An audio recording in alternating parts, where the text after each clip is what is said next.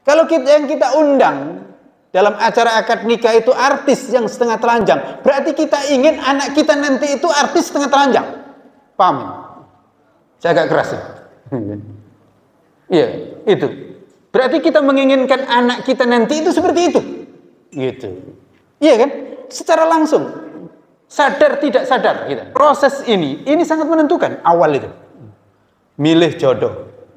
Baik laki-laki maupun perempuan. Ini harus benar. Iya kan? Sama-sama bertakwa. Lalu kemudian proses akad nikahnya. Lalu kemudian proses walimanya. Gitu. Ini berpengaruh semuanya. Kita nanggap apa saat walimah? Itu berpengaruh. Iya kan? Nanggap apa itu? Paham maksudnya? Iya kan? Ngundang hiburan apa? Gitu loh. Ini berpengaruh. Kalau yang kita undang dalam acara akad nikah itu artis yang setengah telanjang, berarti kita ingin anak kita nanti itu artis setengah telanjang. Paham? Saya agak keras ya. Iya, itu. Berarti kita menginginkan anak kita nanti itu seperti itu. Gitu. Iya kan? Secara langsung. Sadar tidak sadar kita. Sadar tidak sadar begitu. Kalau kita di acara walimah, ya kan?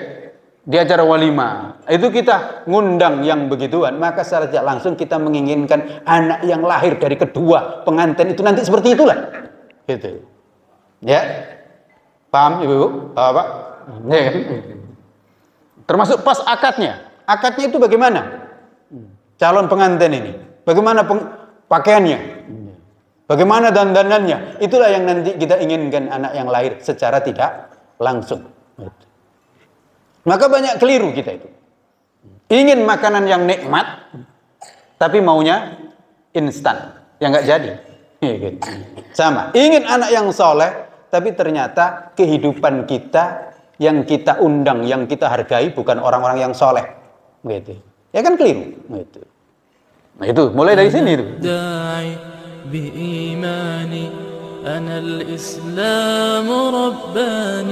سأعلي رايتي دوما وأحمي صف إخواني. Masya Allah, memang ini pelajaran yang luar biasa ya. Soal ya babun nikah, bab nikah. Di fikih itu memang ya bab tersendiri. Bahkan cenderung fikih itu bab besarnya itu adalah bab ibadah, lalu kemudian bab munakahat nikah dan bab muamalah.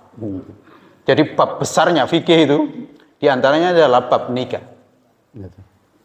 Bab nikah. Nah, berbicara tentang nikah itu memang ya mulai dari awal, mulai dari bagaimana mencari istri. Nah, kan itu. Mencari istri. Ini istri itu kan ladangnya. Mau bertani kan kemudian nyari ini tempat ini gimana tempat ini, subur atau tidak, gersang atau tidak, banyak macannya tidak, nah kan gitu. Ya, maka nggak asal saja. Setelah dapat juga bagaimana proses nikahnya, maka sering kan kita sampaikan itu proses ini sangat menentukan awal itu. Milih jodoh, baik laki-laki maupun perempuan, ini harus benar, ya kan? Sama-sama bertakwa. Lalu kemudian proses akad nikahnya.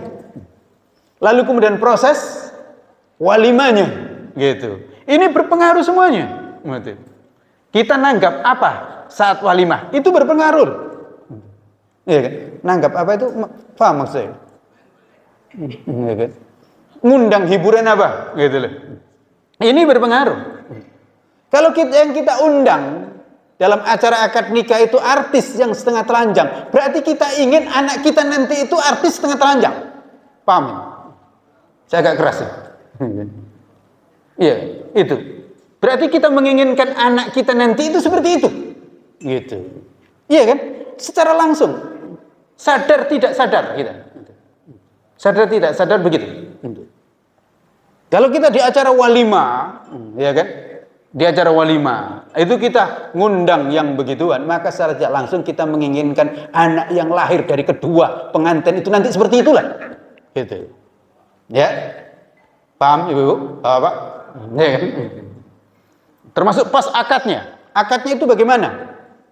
Calon pengantin ini. Bagaimana pakaiannya? Bagaimana dandanannya? Itulah yang nanti kita inginkan anak yang lahir secara tidak langsung. Maka banyak keliru kita itu. Ingin makanan yang nikmat, tapi maunya instan, yang nggak jadi. Sama. Ingin anak yang soleh, tapi ternyata kehidupan kita yang kita undang, yang kita hargai bukan orang-orang yang soleh. Gitu. Ya kan keliru. Gitu. Nah itu mulai dari sini itu. Lalu kemudian ujungnya pas proses buatnya. Pas proses buat ini sangat berpengaruh. Hadis mengajarkan kita baca Bismillah. Bismillahi Allahumma jannibna syaitan wa jannibis syaitan ma razaqtana. Jangan langsung tumbur saja. Ya kan itu.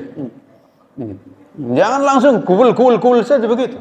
Tapi ada adab. Karena ini ibadah, berarti niat ibadah mencari ridho Allah.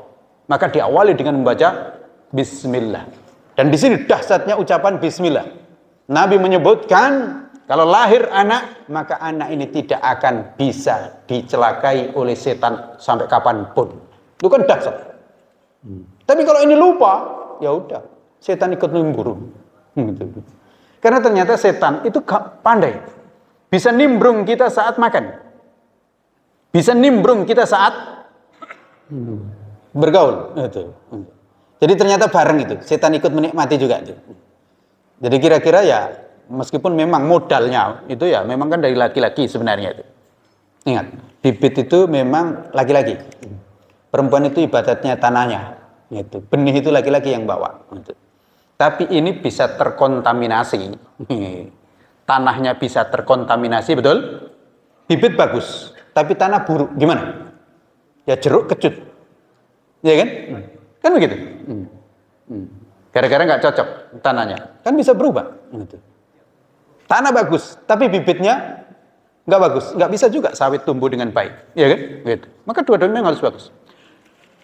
Tanah bagus sebenarnya, bibitnya bagus, tapi ternyata terkontaminasi. Terkontaminasi virus atau ini di bibitnya, atau ya nggak jadi juga. Gitu. Maka di situ hati-hati. Jangan sampai terkontaminasi keikutsertaan jin dalam persoalan itu. Nah, kalau sampai terjadi kontaminasi, maka itulah yang aslinya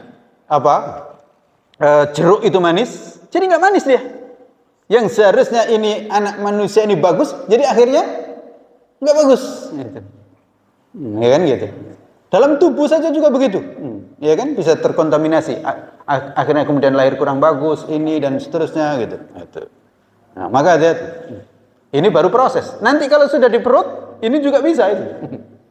Kalau ternyata hobinya adalah joget terus, nanti jangan heran kalau ternyata anaknya baru lahir langsung pandai sekali joget. Dan pandai sekali nyanyi. Cepat sekali kalau nirukan nyanyi. Gitu. Ada. Di sini. Maka silakan untuk berhati-hati. Termasuk makanan dan minuman. Gitu. Makanan dan minuman. Itu juga sangat berpengaruh terhadap watak generasi yang akan kita tinggalkan. Demikian, wallahu a'lam. Jadi kajian kita tentang toharo itu buahnya besar ya. Generasi itu. Generasi, wujud daripada generasi Islam. Dan karena itu, kalau kita membaca sejarah terdahulu setelah sahabat, itu memang ya luar biasa. Karena sahabat itu memang awalnya kan ya banyak yang mantan-mantan musyrik. Tapi setelah masuk Islam semuanya bersih, lalu ketemu dengan istri yang bersih, maka hasilnya adalah kaum tabi'in yang luar biasa. Gitu.